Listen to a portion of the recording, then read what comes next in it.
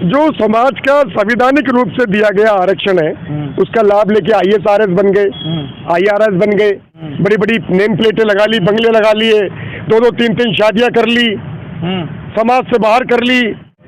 फिर वो बनने के बाद अपनी आदिवासियत को भी भूल जाते हैं, लेकिन उसके बाद शहर में आके अपने बंगले बना लेते हैं। गांव में कभी कभी जाएंगे खेती बाड़ी का कर वसूलने के लिए, फसल को लेने के लिए या जमीन को संभालने के लिए, और फिर ये कहते हैं कि अब हम इस समाज से बाहर हो गए और हमें इनसे कोई लेना देना नहीं है।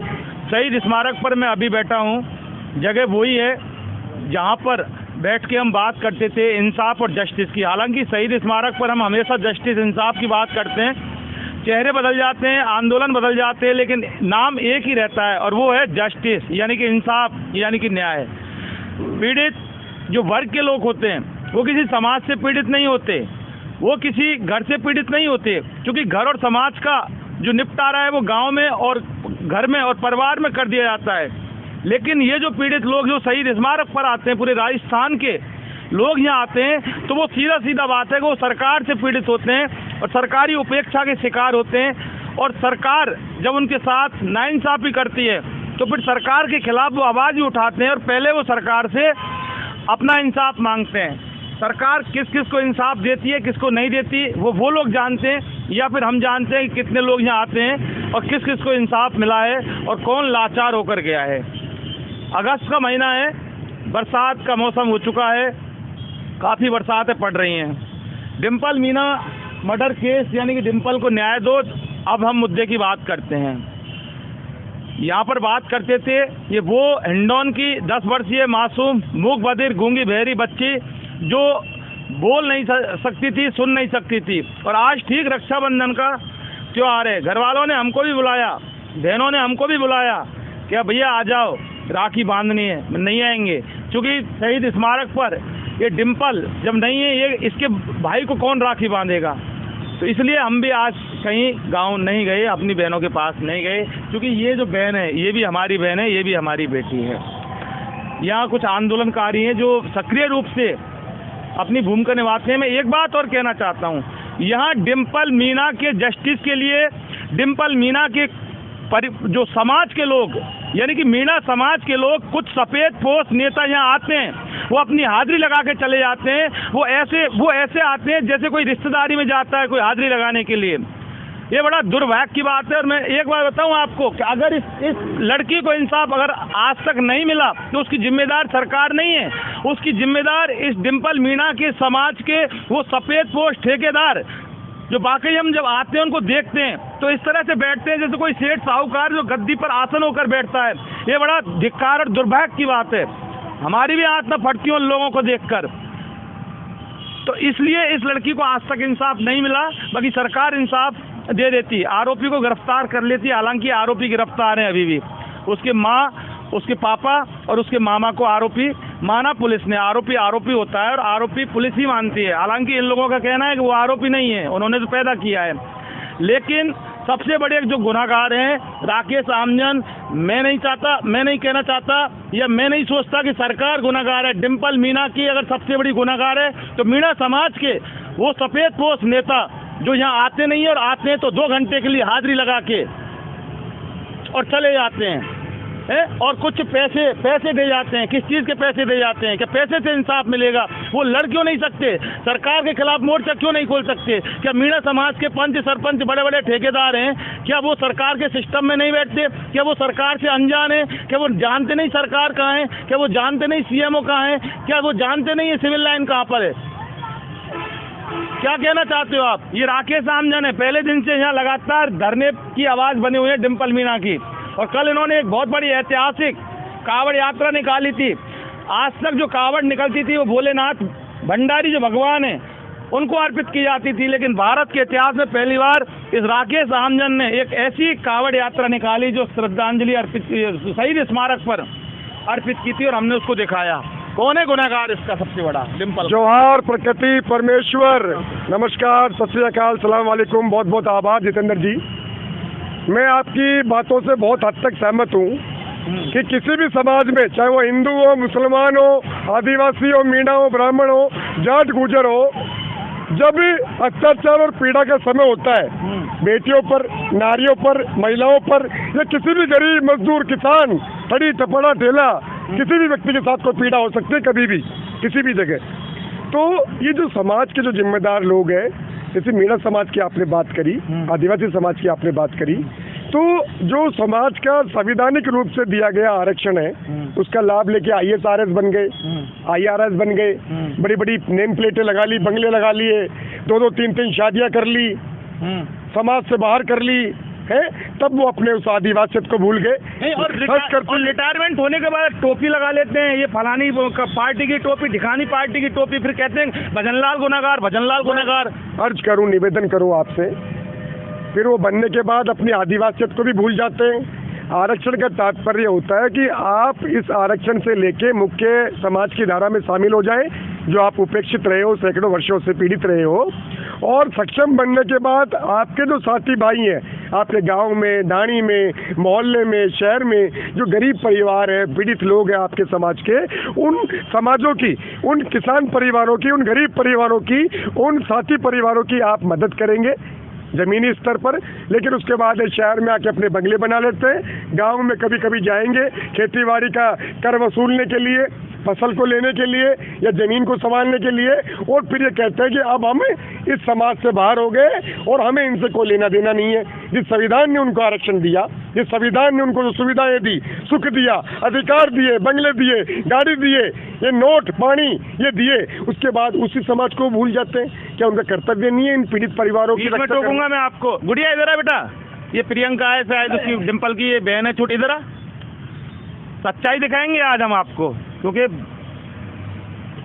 लाओ कैमरा, लाओ जी, घुमाओ कैमरे को।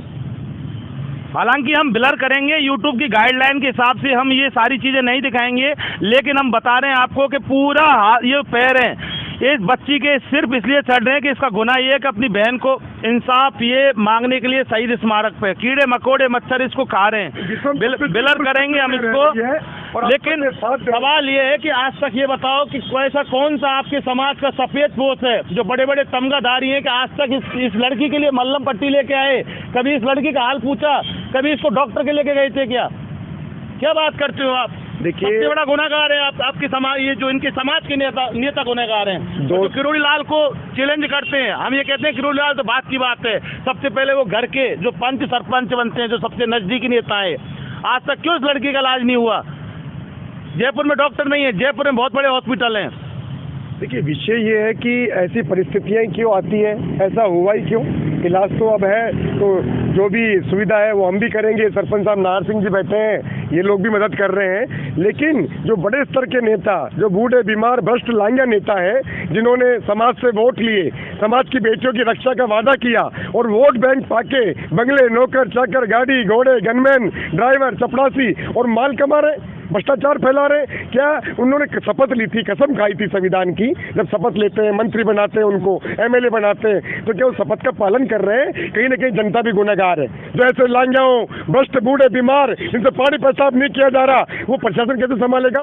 ऐसे लोगों को चुनते हैं वो लोग। अगर ऐसे लोगों को चुनेंगे तो यही बेटियों के साथ, नारियों के साथ, महिलाओं के साथ हमारी आने वाली ये पीढ़ियां ये नष्ट हो जाएंगी, बर्बाद हो जाएंगी। आज किस तरह के हालात हो रहे हैं राजस्थान में?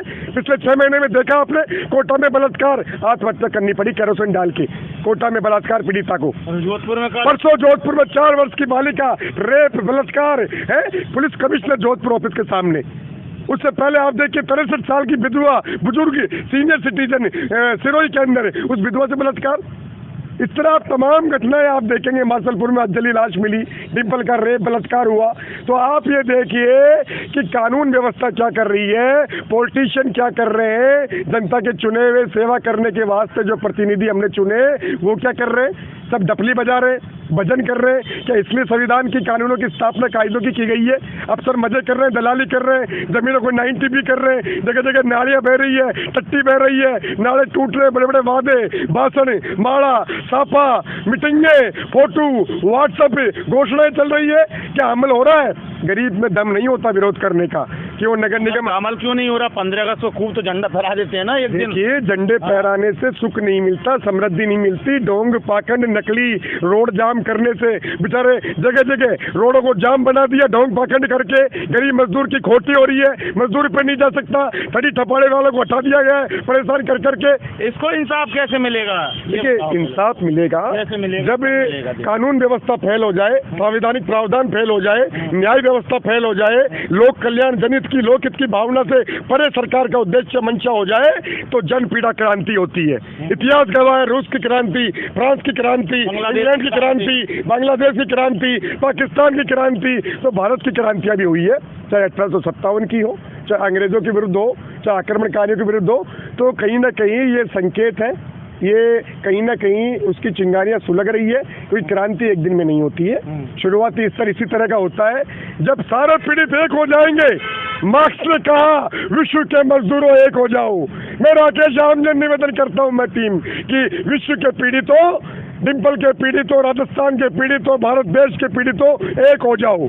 और ये नकली भ्रष्टाचारी जो बीमार बूढ़े अयोग्य नेता है, इनको गिरा दो। लेकिन उनका क्या इलाज करोगे? जो सफेद पोश इस समाज के बन के बैठे हैं, वो यहाँ आके देखते भी नहीं है, और आते हैं तो इस तरह से आते हैं, बहुत तगड़ी मेहमानी में आ रहे हैं, उनका क्या करोगे? हम तमाम इन भ्रष्टाचारियों की बात कर रहे हैं, उसमें सफेद पोश भी आगे, चाहे मीणा समाज के हो, चाहे गुर्जर समाज के हो, चाहे मुस्लिम समाज के हो, तमाम हिंदू मुस्लिम सिख ईसाई हिंदुस्तान में रहने वाले प्रत्येक समाज के धनी धोरी बनने वाले, नकली बातूनी भाषण देने वाले, फर्जी अयोग्य नकली, जिनके अयोग्य फिजिकल है, आज चपरासी भर्ती होने के लिए, बाबू भर्ती होने के लिए हमारे बच्चों को फेल कर दिया जाता है कि तेरी हाइट कम है, तेरा सीना कम है, तू पढ़ा लिखा नहीं है। और ऐसे जिम्मेदार पोस्टों पे जो RS IAS से बात करेंगे, जो एक्शन IN JN से बात करेंगे, उस जगह फर्जी अयोग्य बूढ़े बीमार नेता भर्ती कर रही जनता।